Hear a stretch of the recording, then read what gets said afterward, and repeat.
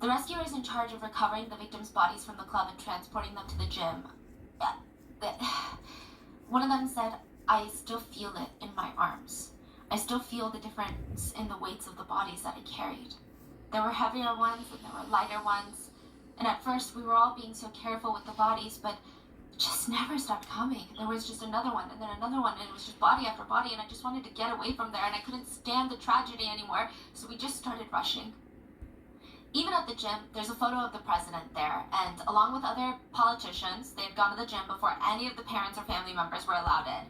And it's alleged that not all, but some of them were being very disrespectful. Not to the bodies, but they were treating this as a photo op, as a press tour of, look, just look at how sad I look while I look at this tragedy that has taken place in our country. The volunteers were completely outraged. There's even a picture, again, not insinuating that the president did a photo shoot there or what her intentions were, but there's a photo where the president is holding whom we can assume is a victim's mother, and I guess it's supposed to look comforting, like she's one with the people. But one of the moms is just staring the camera down in the back. Allegedly, likely because she wasn't allowed into the gym until the politicians were done. Now they're like making a whole thing of trying to look good. I mean, it's the presumption of that photo. Eventually, the parents entered the gym where they would find hundreds of bodies neatly laid out on the floor. And it was a lot. I mean, a lot of lives were lost and a lot of lives were intertwined because it's a venue. People went with their friends and their families. So in the process of trying to find their child, a lot of families would find 2, 3 of their children's best friends. Or some parents, they would see their son-in-law or their daughter's boyfriends laying on the other side of the gym opposite the significant others. It was a lot. And because of that, a lot of the parents decided to have a funeral right there, a collective funeral for all the friends and family to be buried together. Over 100 coffins were lined up in the gym, and there's a very well-known photo from one of the funerals. It's of a woman named Yasmin crying on top of her boyfriend's coffin. It was Yasmin's birthday, and she just remembered she wanted to look really good for Lucas. So she had picked out this white dress and gold strappy heels. She painted her nails red. When the fire broke out, Lucas had gone to the restroom and Yasmin was near the front door. Someone yanked her out of the club and she was fighting them, kicking, screaming, I have to go back. Lucas is in there. I have to go back. But it was too late. Lucas was gone, and the picture of her crying over the casket would be seen all over the world.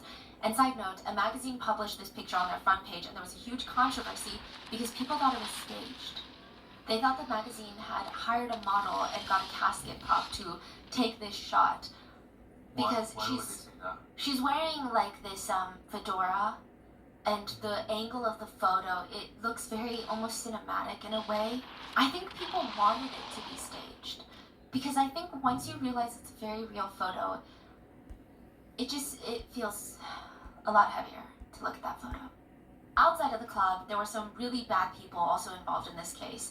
The cost of coffins, caskets, and flowers skyrocketed to the point where it was speculated that after the tragedy, people went around buying up all the coffins and caskets so that they could turn around and sell it for 4 times the price to the grieving parents. Oh, hell no. Gross. Other people resorted to victim blaming. One pastor at a victim's funeral literally went up on stage and said, "Let this death be an example for all of you. Children who disobey your parents.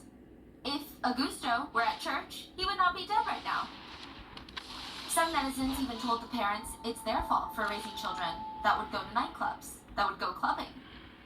There were other netizens that, I don't know if they were necessarily trying to be disrespectful, but there were a lot of theories going around that were connecting this incident to other mass tragedies in history that I don't even feel comfortable touching upon because it's just not a connection I think should have been made. Other netizens were just speculating if anybody foreshadowed this. So there were some partygoers who had tweeted things like, "Let's set Kiss on fire tonight," because, they're just saying, like, let's have fun. The Kiss owner had said he wants to take the club international. People thought he was foreshadowing it. There was a netizen rumor going around that we have no idea if this is true, that one of the last songs played was Die Young by Kesha, because the lyrics go, I hear your heartbeat to the beat of the drums. What a shame you came here with someone. So while you're here in my arms, let's make the most of the night like we're gonna die young. Take my hand, I'll show you the wild side, like it's the last night of our lives. We'll keep dancing until we die. But I thought it was the band that was playing. Yeah, so they were doing like cover songs and interchanging and stuff. Just to clarify again though, we don't know if this song was played. Now, in the end, 4 people would be tried for what happened that night at KISS. The 2 owners of the club, Kiko Spohr and Mauro Hoffman. The band lead vocalist would also be tried, the one that ignited the firework, Marcelo. And the band producer that also helped light the firework, Luciano, he would be tried. All 4 were indicted for murder, and all 4 of them came locked and loaded with just excuse after excuse. They were blaming everybody. The club owners are blaming the authorities like, well, you didn't do your inspections correctly enough then, because that's your job. That's not my job to go to the law. That's why you're an inspector. Marcelo was blaming the firework company. He was like, well, I just asked him for the firework, but he didn't give me the original box it came in. If I had read the box and said don't light it inside, then I probably would have let it inside. The owners also resorted to blaming Marcelo, and they're like, well, we don't use pyrotechnics at our club. Like, we don't do any of that. But that was a lie, because there's lots of pictures and videos of pyrotechnics being used at the club. I mean, like, most clubs use it. They put the giant sparklers in the champagne tubes, and they bring them to the VIP tables. He's like, no, we never do that. But they did. They did use them. Maybe not to that scale that Marcelo did, but they did. Side note, Kiko, the owner of the club, is a character. He did interviews during all of this where he blamed the architects, safety inspectors, basically everyone but himself. He even blamed the whole country and said it was a succession of errors made by the whole country. Yeah, he also spent a good amount of time in the interview crying about how he had trouble sleeping in jail and how he had to spend his birthday in jail, and that was rough for him. He also tried to lie and said the lights never turned off in the club, even though there's so much evidence to argue otherwise. He's like, yeah, no, the lights were always on, so they could have escaped if they really wanted to. They not the most hated people. Yeah. It was rough. It was rough. The police, ambulances, the firefighters, they were all under fire. More so the firefighters, but I would say the other groups, they got a lot of heat because they didn't have a disaster plan in that city. It was just chaos. They didn't roadblock the perimeter. They didn't do anything. The ambulances were so disorganized. They wasted so much time. They also started transporting dead bodies to hospitals. And I think in any other situation, that's such a human thing to do. And I can see why they do it, because they don't want to believe these people are dead. But the doctors told them they're dead. And there are victims that needed help. There's a man. This picture is pretty famous in association with this case. There's a picture of a man running around with a big bomb in his arms. He was just looking for any vehicle to send this man to the hospital. There were none. But he did not let this man out of his arms because he was certain that he was going to get to a hospital. But even then, it was too late.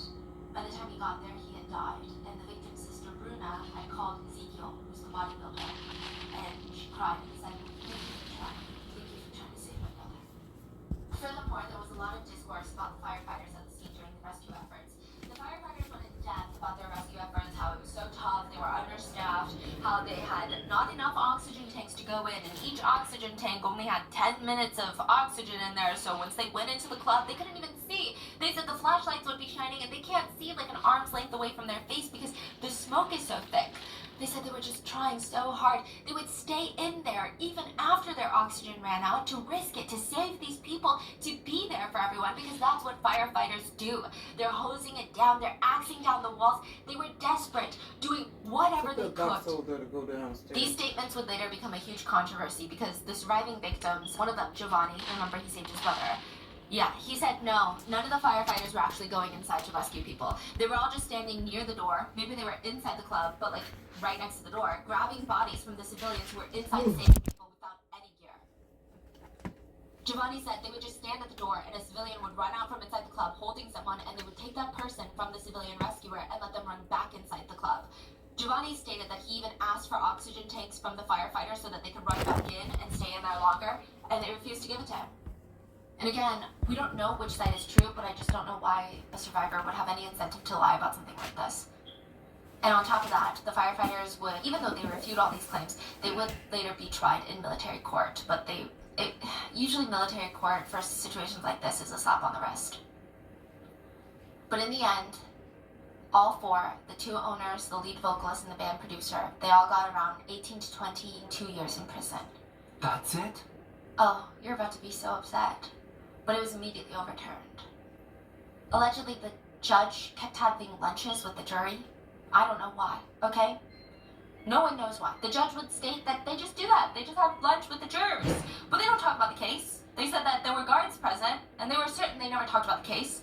But the defense attorneys were like, that's tampering with the jury, so absolutely not. It was overturned, and since then, there has never been another trial. They're just free. What? Nothing happened to them. Yeah, it's speculated that maybe the club owners had ties to the government or something, because there's just no way this makes sense. It was one of the biggest cases in Brazil. Like, all of Brazil was hurting. I just don't see why. It doesn't... Yeah, it doesn't make sense. There's just a lot of odd connections. The main prosecutor, this is way before the fire, had been tasked with investigating the club for noise pollution and permitting, like violating permits. He ends up retiring in the middle of these investigations. His son ends up becoming the lawyer that represents the club during the permitting investigations. So the son switched side from investigating to defending? Or the prosecutor could, again, speculation, be friendly with the club and had plans to not really do anything about the breaking of the violations. And then now that he's retired, the son knows the insider details, allegedly, if the dad just tells him this is what the prosecutors know, and can rep them in a way that's more beneficial. Is, I don't know, a speculation, but there's just a lot of odd coincidences. Oh yeah, okay, side note, the parents are also going to get sued for defamation by the prosecutors, because the parents were coming out saying, I think that this is like bribery and corruption, there's just no way. Yeah. They were getting sued by the prosecutors. So the public, they called this the second tragedy of KISS, because it is. In response to the public, the prosecutors stated that they would stop suing the parents, but the parents said, no, keep suing us. Prove to us that we're liars then. Prove it. Prove it. Then the judge stepped in and tried to close the case by, quote, forgiving the parents of the victims without even doing a proper investigation. The parents didn't want that either. What was there to forgive them for? They wanted a full investigation into the truth because they know that they're not lying.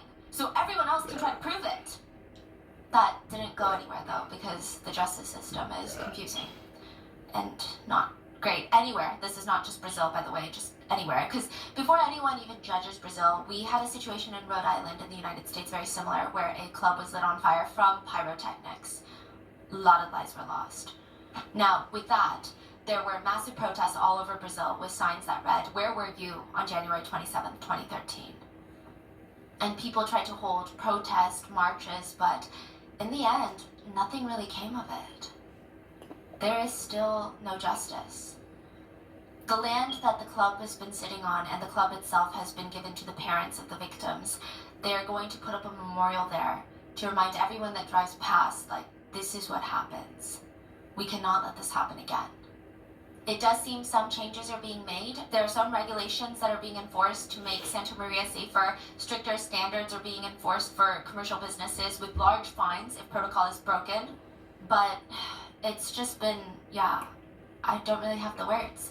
Recently, a band in Dubai was under fire because they were performing on stage. They lit up a firework and they shouted, "Hello, Kiss Nightclub." No. Yeah, they apologized on Instagram and they moved on. But for a lot of parents and families, they can't move on because it feels like time has stopped January 27th of 2013. And that is the story of the Kiss nightclub fire. What are your thoughts? Let me know. Please stay safe, and I will see you guys on Wednesday for the next episode. Bye!